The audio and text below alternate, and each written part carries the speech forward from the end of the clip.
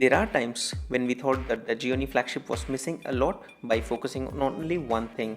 Like in the E series, the company focused on the camera, while on the S series, more attention was on the design. But looks like the company has finally found a balance between the various important factors for a smartphone to being a perfect one.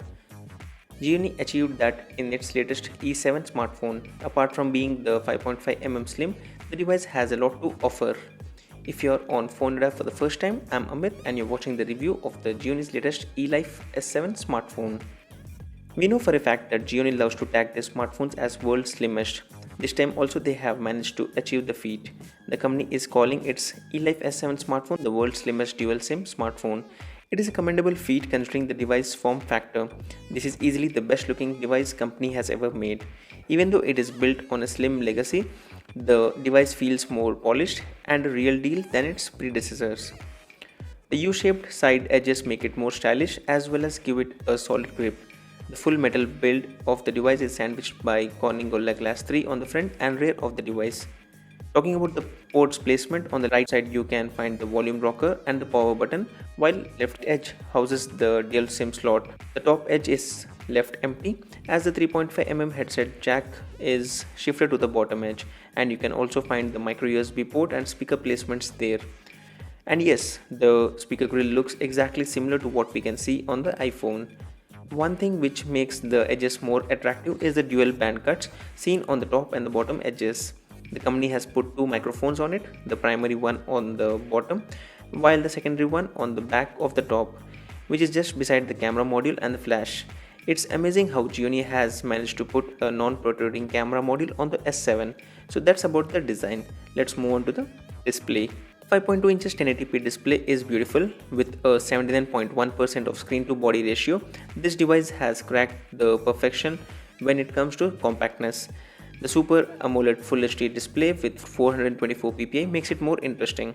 It shows extreme vivid and punchy colors, which is why the oversaturation of colors is present, but that's what makes its content jump out of the display.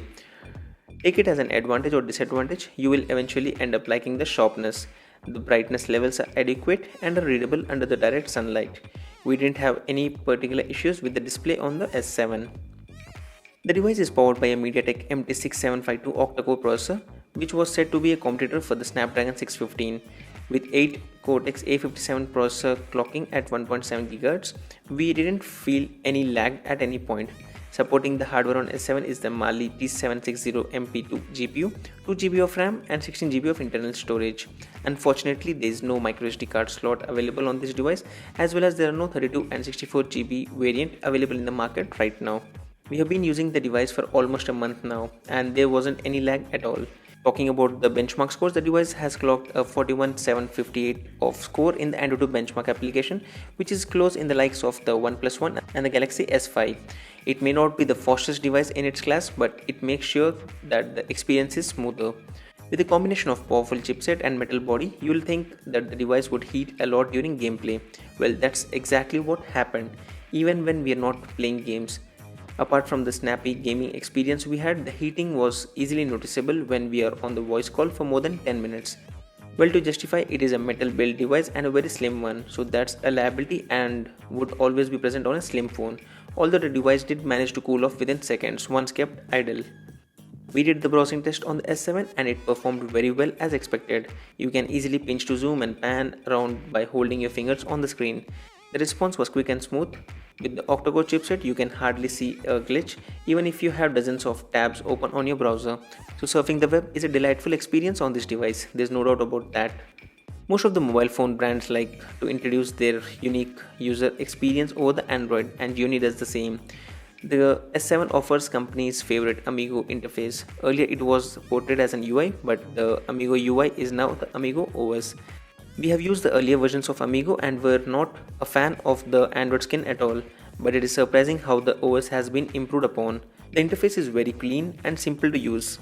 It has taken its cue from the iOS and there is no app drawer and all the apps are right there on your home screen. Unlocking and locking effects are quite simple. You have to just swipe up to unlock and swipe down just from below the notifications panel. You may wonder that where are those quick settings gone? Well, they have been to the bottom as part of the control center, which obviously reminds of the iOS 8.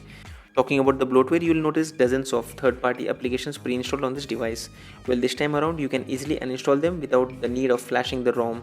Most of the apps can be uninstalled, like the games and the WPS Office and few others. Though the tools folder is here to stay and moreover will be helpful in carrying out activities like taking notes, recording sound, etc. We also want to give a shout out to the new interesting application called Chameleon. With this app you can change the color of the themes of the interface pretty quickly. Just open the app and point it to the color you want and preview it and select the same. The app uses the camera to capture the color theme of that object and then implement on your device. With this app you will never run out of the theme options ever. These days, camera performance of a smartphone is the most important factor. Users want the best of the best. While the camera on the Elife S7 may not be the best, but they offer a certain quality of captures that you would like to share it on the social media. The rear camera module of the phone is of 13 megapixel, which packs the Sony XMOS sensor, whereas the front is of 8 megapixel and truly a sensation for selfie lovers. The rear cam takes great photographs in daylight, may it be outdoors or indoors. The details can easily be seen in the capture.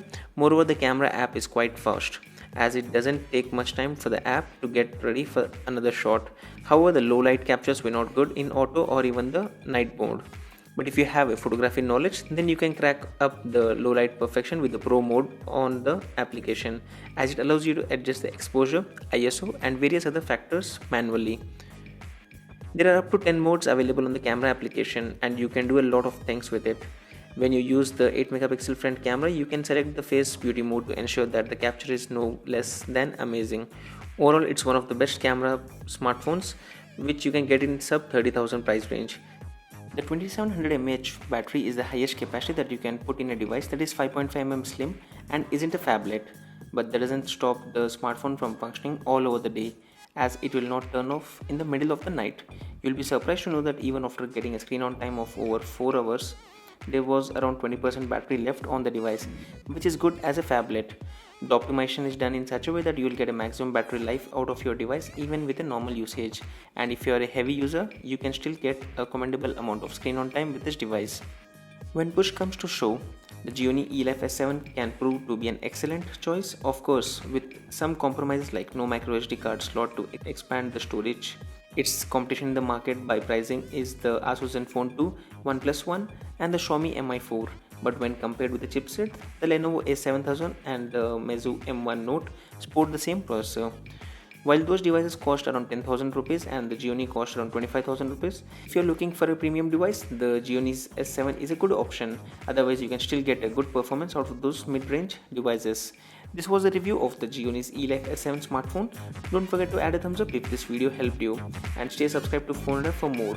This is Amit signing off and I hope to see you guys in the next video. Thank you.